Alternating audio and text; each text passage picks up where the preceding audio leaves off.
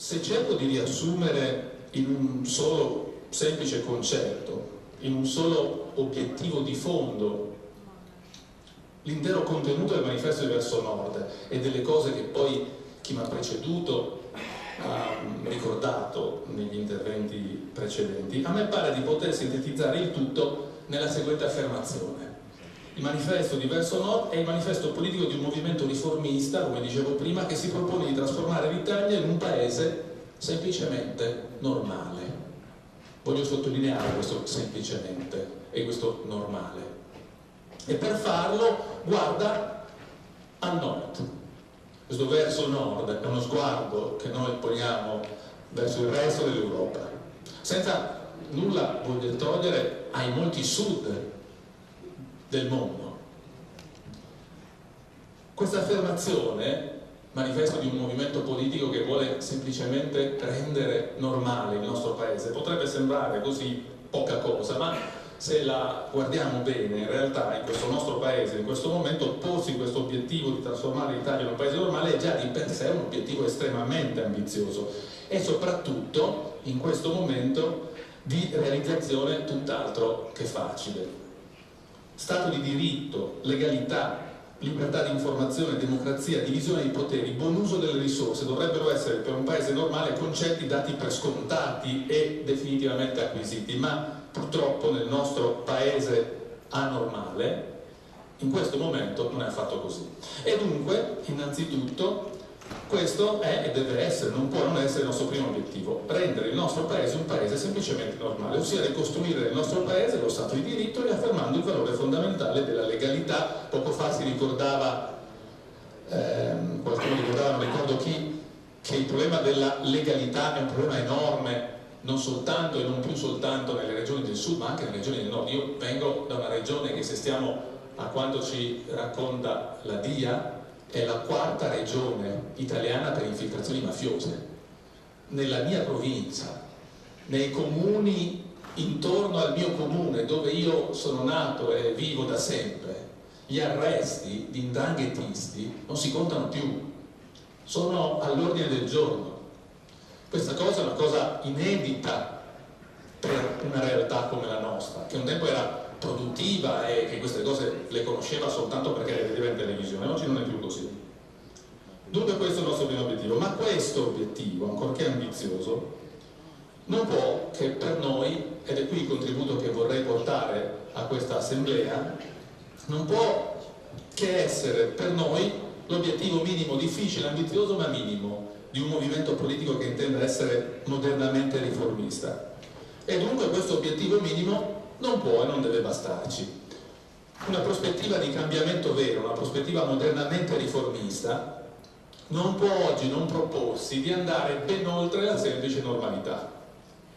Non può innanzitutto accettare, e lo si diceva anche questo poco fa, uno Stato pesante come quello che abbiamo oggi in Italia, una politica che ha dei costi esagerati come sono esagerati i costi della politica oggi del nostro paese, ma nel contempo non può accontentarsi di una democrazia che sia semplicemente una normale democrazia, ossia una democrazia meramente rappresentativa, ma deve al contrario volere, fortemente volere, una democrazia che garantisca effettivamente ai cittadini, a tutti i cittadini, la possibilità concreta e reale di partecipare attivamente e con continuità alla vita politica e istituzionale, a partire da quella interna ai partiti e ai movimenti politici, e nel contempo che garantisca la possibilità di controllare effettivamente il funzionamento della macchina istituzionale e, quando occorra, di intervenire direttamente e con facilità per rimuovere gli eventuali guasti. Queste sono cose che l'opinione pubblica, la gente oggi vuole, chiede. Gli esiti dei recenti, al di là del merito che poi se ne può discutere, ma sono gli esiti della recente tornata elettorale referendaria, credo che lo dicano con molta chiarezza.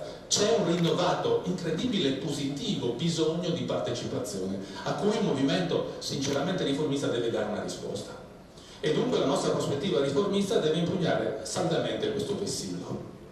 Ma una prospettiva riformista democratica di questo tipo, che vuole cioè andare oltre la normalità della democrazia rappresentativa, nella prospettiva di una democrazia realmente partecipativa, non può che essere anche una prospettiva autonomista, ossia una prospettiva che sappia andare oltre la generica propensione federalista ed affermi con forza la convinzione che soltanto nei territori locali, che nel nostro paese sono innanzitutto rappresentati dai municipi, troppi si diceva prima sicuramente, da accorpare ma fondamentali per la vita di questo paese, una democrazia davvero partecipativa può trovare soltanto lì concreta ed effettiva possibilità di affermazione e sviluppo.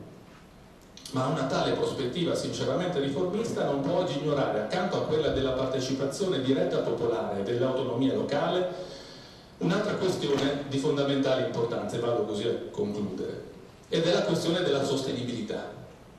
Non possiamo più accontentarci della normalità dello sviluppo, di cui pure da decenni in Italia sentiamo gravemente la mancanza, e nel contempo non possiamo accontentarci della normalità della crescita, che nell'attuale congiuntura economica siamo ormai costretti a dimenticare.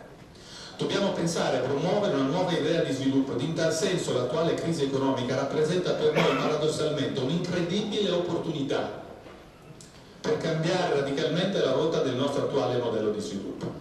Oggi noi abbiamo la responsabilità di pensare e praticare una nuova idea di sviluppo che sia socialmente intanto sostenibile, ossia che non accetti più di sacrificare sull'altare della crescita per la crescita i diritti sociali, a partire dal diritto al lavoro, e che nel contempo sia anche ecologicamente sostenibile, ossia che non accetti più di sacrificare in nome della crescita economica l'imprescindibile equilibrio dei singoli ecosistemi e dell'ecosfera nel suo insieme, ossia in altre parole l'imprescindibile equilibrio della vita. Noi non possiamo, un moderno movimento riformista non può lasciare questi temi in mano, nelle bocche, nelle mani dei demagoghi. Non lo possiamo fare, non ce lo possiamo permettere. Questi devono essere temi nostri. E questo nella convinzione che la prospettiva di uno sviluppo ecologicamente e socialmente sostenibile non solo è oggi per tutti noi una responsabilità imprescindibile, ma rientra anche, grazie soprattutto alle conquiste della tecnologia, nelle concrete e reali possibilità umane. È un'occasione di crescita. La sostenibilità è un'occasione di crescita. Anche gli amici di Italia Futura l'hanno in alcune occasioni sottolineato, in alcuni convegni, in alcuni interventi sul loro sito. Infine, in una realtà economicamente globalizzata quale quella nella quale oggi noi tutti viviamo, una prospettiva sinceramente modernamente riformista non può non essere oggi convintamente transnazionale. Non può cioè pensare di chiudersi e concludersi nei territori locali o al più nella prospettiva nazionale, ma deve invece al contrario saper guardare oltre i territori ed oltre il paese nella prospettiva più ampia ed oggi inevitabile dell'Europa e del mondo intero. Questo Gianluca lo ricorda spesso. Concludo dunque questo mio, spero, breve intervento, contributo a questa nostra assemblea, manifestando una speranza, la speranza che proseguendo insieme questo nostro cammino comune noi riusciremo ad andare oltre una pur importante prospettiva riformista di mera ricostruzione della normalità democratica in questo nostro paese anormale, per dare invece forma e sostanza ad un ben più ambizioso progetto di costruzione di un grande movimento riformista fondato sui pilastri che poco fa ricordavo.